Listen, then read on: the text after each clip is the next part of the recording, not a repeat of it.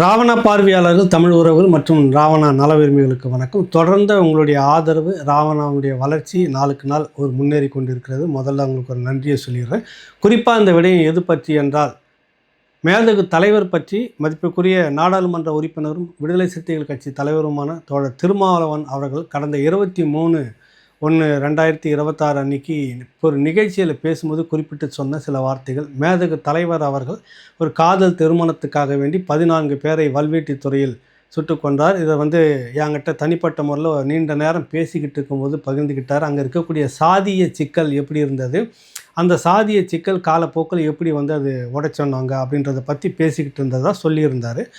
அதை கேட்டிருந்த எல்லாருக்குமே உண்மையிலேயே அந்த களத்தையும் தலைவரையும் நேசிக்கக்கூடிய ஒவ்வொரு மனிதனுக்கும் ஒரு உறக்கம் துளைந்த இரவாகத்தான் இன்றைக்கி இருந்திருக்கும். அதில் அவர் இன்னொரு கூடுதலான ஒரு வார்த்தை யார் மேலேயே இருக்கக்கூடிய வெறுப்பு அப்படின்றது, குறிப்பாக சீமான் மேலே இருக்கக்கூடிய வெறுப்பை இந்த சனாதனவாதிகள் எல்லாம் தலைவர், தேசிய தலைவர் இப்படிலாம் சொல்லியிருக்க மாட்டார் அப்படின்ற வார்த்தையும் சேர்த்து பேசியிருந்தார். அதுக்கு நம்ம நிறைய விளக்கம் வீடியோலாம் போட்டிருந்தோம். சனாதனவாதிகளிடம் பேசியிருக்க மாட்டார்னா, நான் சனாதனவாதி அல்ல. ஓகே, சரி. அப்போ பழ நெடுமாறன், காசி ஆனந்தன், பாரதி ராஜா, மகேந்திரன் இயக்குனர் பாரதி ராஜா, நிறைய நபர்கள் இங்கேருந்து போயிட்டு வந்தாங்களே. கொளத்தூர் மணி போயிட்டு வந்தாங்க, கோவை ராமகிருஷ்ணன் போயிட்டு வந்தாங்க. பின்ன அது காலகட்டத்தில் எல்லாமே நாங்கள் கூட இருந்து அந்த இயக்கத்தை வளர்த்துன்னு சொன்ன எத்தனை பேர்லாம் இருக்காங்க. அவங்க எல்லாருமே சனாதனவாதிகளை. அப்படி யார் ஒருவருமே இதுவரை இந்த காலகட்டம் வரை இப்படி நாங்கள் தலைவர் எங்களிடம் சொன்னார்னு ஒரு வார்த்தை கூட சொல்லாத. அப்போ நீங்கள் இப்படி துணிஞ்சு ஒரு வார்த்தையை சொன்னீங்கன்னா என்ன காரணம்? நம்ம திரும்ப திரும்ப சொல்லக்கூடிய ஒரு விஷயம் தான். உங்களுக்கு சீமான் மீது வெறுப்பு இருக்கிறதா, நாம் தமிழர் கட்சி மீது வெறுப்பு இருக்கிறதா, பெரியாரை விமர்சிக்கிறவர்கள் மீது உங்களுக்கு வெறுப்பு இருக்கிறதானா தாராளமாக நீங்கள் விமர்சனம் பண்ணுங்கள், இல்லவே இல்லைன்னு சொல்லலை. தாராளமாக பண்ணுங்கள், இல்லைன்னே சொல்லலை. ஆனால் அதுக்கு அந்த களத்தை, அது எப்படிப்பட்ட ஒரு இடம் அப்படின்றது இருக்குது. அதை எடுத்துக்கிட்டோம். ஏற்கனவே இதை பற்றி தலைவர் சொல்லித்தான் நாங்கள் இதை செய்தோம், விமர்சிக்கிறோம் அப்படின்னு சொல்லிட்டு சீமான் பேசியதற்கு பெரிய ஒரு கண்டனம், எதிர்ப்பு எல்லாருமே பெரியாரிஸ்டுவாதிகள்லாம் வந்தாங்க. இன்னும் அதை சொல்லப்போனால் இவர்கள் இங்கேருந்து பேசி பேசி பேசி புலமையந்த நாடுகளில் நாடு கடந்த தமிழ் அரசாங்கம் ஒரு அறிக்கையை விட்டுச்சு சீமானுக்கு எதிராக.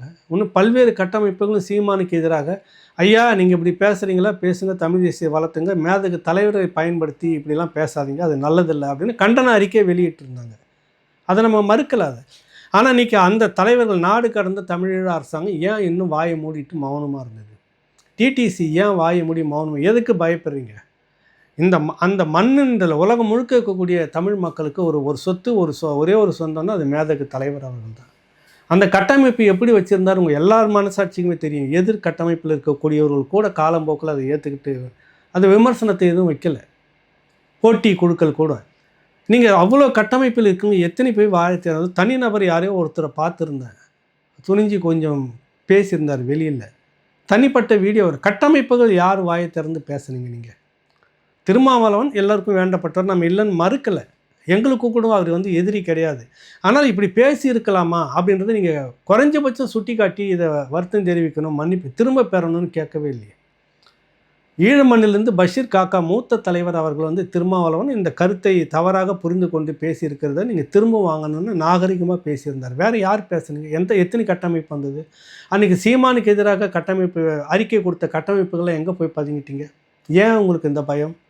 திருமாவளவன் அவர்களை பேசினால் இந்த அரசு கூட இருக்குது, இந்த அரசு கூட இருக்குது, இவங்கெல்லாம் மத்திய அரசோடு சேர்ந்து நம்ம இங்கே வர்றதுக்கு போகிறதுக்கு நெருக்கடி தருவாங்கன்றதை பேசுனீங்களா? எனக்கு புரியலை.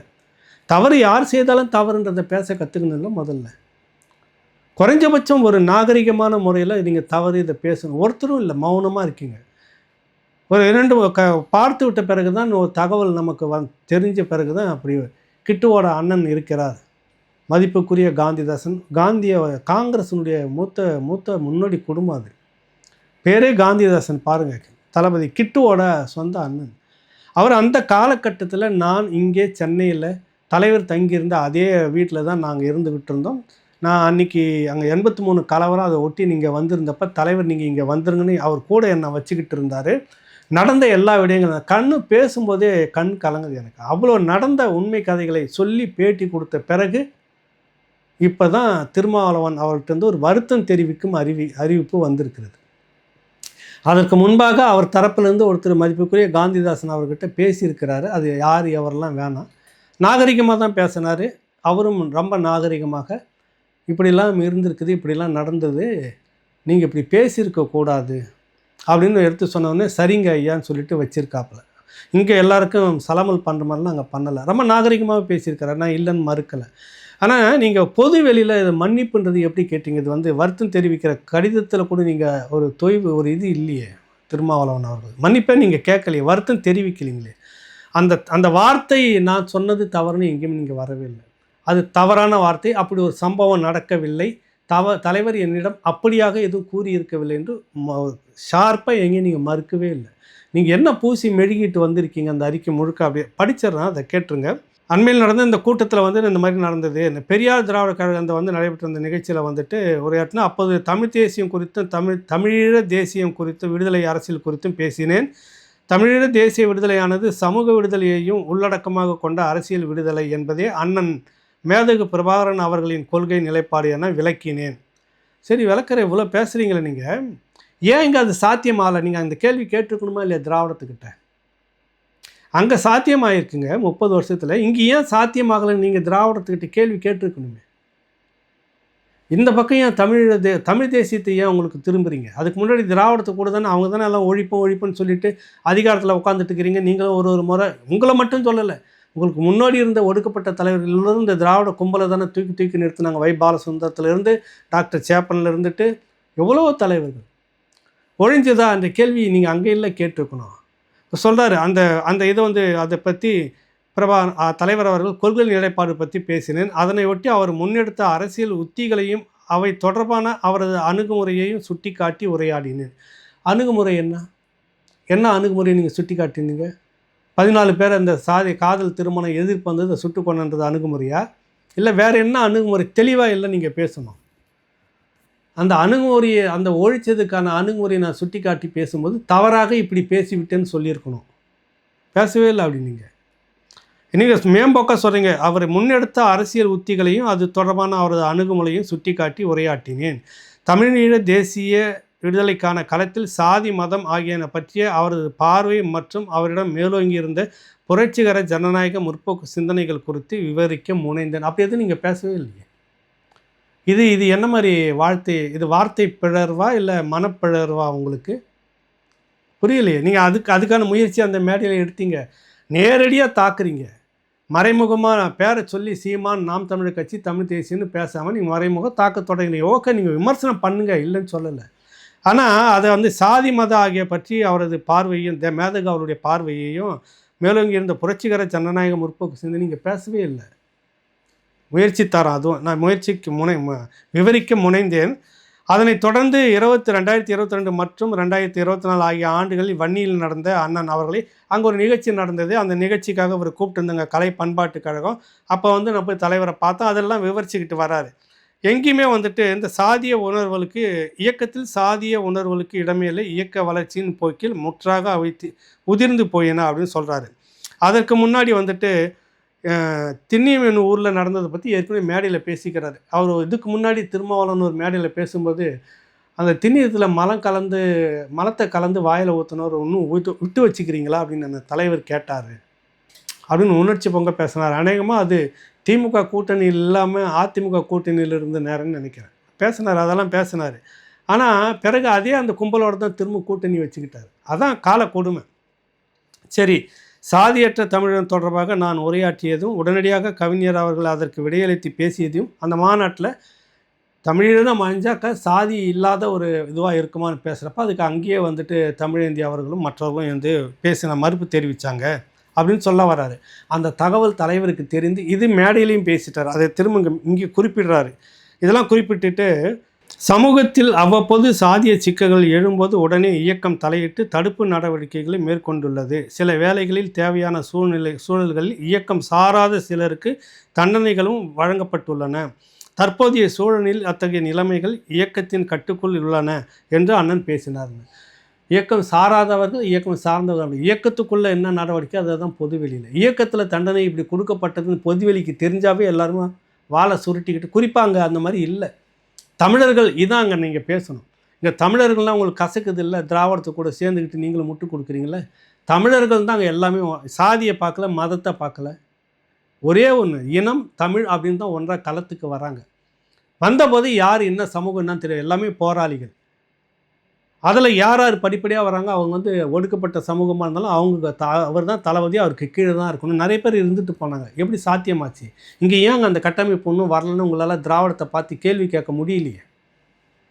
அது அரசியல் கட்சியாக இருந்தாலும் எந்த கட்சியாக இருந்தாலும் ஒடுக்கப்பட்ட பிரதிநிதித்துவம் மேலே வரணுன்றது தானே உங்களுடைய விடுதலை. நீங்கள் தொடக்கத்தில் பேசிய விடுதலை. அது அங்கே சாத்தியமாச்சு, இங்கே ஏன் சாத்தியம் ஆகலை அப்படின்னு திராவிடத்தில் தொடர் திருமாவளவன் கேள்வி கேட்டிருக்கணும். அடுத்தது இதை சொல்கிறாரு, அங்கே சாத்தியமான இந்த விவரத்தெலாம் வந்து சொல்கிறாரு அப்படின்னு சொல்லிட்டு, அதுக்கு பிறகு நேராக அவர் எங்கேயுமே இல்லை, நேராக அதை பற்றி விஷயங்களை மட்டும் விலக்கிட்டு வராரு. நான் அப்படிலாம் பேசுனது இது வந்து பிழன்று விட்டது அப்படின்னு தான் சொல்கிறாரு. தவறாக வேறு பொருள் கொள்ளும் வகையில் உரை பிழர்வு நான் மிகவும் வருந்துகிறேன். உரை பிழர்வு வந்து வேறு, அது வார்த்தையில் சிலது பேசும்போது தவறு இல்லை, அது வந்து பிழன்றது, அது தப்பு இல்லை, அது எல்லாருக்குமே நடக்கும். ஒரு வார்த்தை ஒரு கருத்தை கூட பிறன்று சொல்லலாம், அதுவும் தப்பு இல்லை, நீங்கள் மாற்றி. ஆனால் நீங்கள் ஒரு சம்பவத்தை சொல்கிறதாக இன்னொரு சம்பவத்தை திணிக்கிறீங்க, அதுக்குள்ளே இல்லாத ஒன்றை நீங்கள் இட்டுக்கட்டி விரிவாக பேசியிருக்கீங்க. அந்த விரிவாக பேசியதுக்கு வெளிப்படையான மன்னிப்போ வருத்தமோ இல்லை. நான் அப்படி பேசியதை திரும்ப பெற்றுக்கொள்கிறேன். அப்படி ஒரு சம்பவம் அங்கே நடக்கவில்லை என்று இந்த கடிதத்தில் எங்கேயும் குறிப்பிடவில்லை. நீங்கள் நல்லா கவனிச்சுக்கோங்க. ஒரு 10-20 ஆண்டுகள் கழித்து இதை வந்து ஒரு சமூகம் பார்க்குதுனாக்கா நடந்திருக்கிறது போல இருக்குது. இவர் அதுக்கான நேரடி வார்த்தை எதுவும் தெரிவிக்கலை.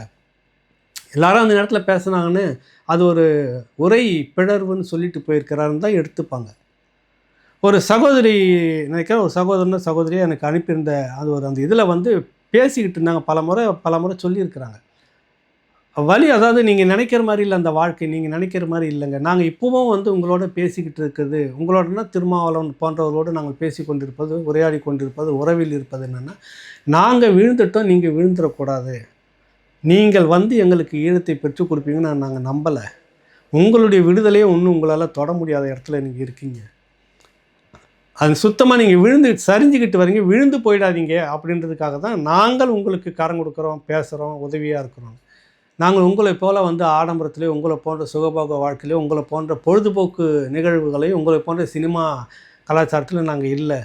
இன்றைக்கி பொழுது விடிஞ்சு நாங்கள் எழுந்து உக்காந்தோம்னா எங்களுடைய இளைஞர் கூட்டம் உட்காந்துக்கிட்டு ஆமிக்காரன் இன்றைக்கி எங்கே வந்தான், எங்கே அடித்தான், எங்கே பிடிச்சான், எந்த கேம்பை வந்து உடைச்சான், எந்த அப்பாவிகள் வீட்டு மேலே குண்டு போட்டான், எவ்வளோ பேர் செத்து போனாங்க, எந்த மருத்துவமனைக்கு தூக்கிட்டு போனாங்களாம், இயக்கம் வந்து எங்கேயாவது நடவடிக்கை எடுத்திருக்குதா, பதில் நடவடிக்கை எடுத்திருக்குதா, இயக்கம் வந்து அந்த கேம்பை அடித்ததா, இந்த கேம்ப் அடிச்சிடுச்சு, இதில் எத்தனை பேர் இறந்தாங்க, இங்கே எத்தனை பேர் இறந்தாங்க, ஆயுதம் ஏதாவது கிடச்சிதாம்மா இயக்கத்துக்கு, இயக்கத்தில் இந்த போராளி வந்து களத்துக்கு போகிறப்ப அங்கே வந்து இறந்து போயிட்டாங்க, இத்தனை பேர் இறந்து போனாங்களாமே, இயக்கத்துக்கு சாப்பாடு இல்லை, சாப்பாடு எங்கேருந்து கொண்டுட்டு போகிறது, ஆர்மிக்காரன் வந்து இறுக்கத்திலலாம் அடிச்சுட்டு இந்த மாதிரி போனான், ஆர்மிக்காரன் வந்து குண்டு போட்டதில் எங்கள் வீடு சுத்தமாக நொறுங்கி என் உறவினர்கள் 3 பேர் சொந்த அப்பா அம்மா உள்பட இறந்து போனாங்க.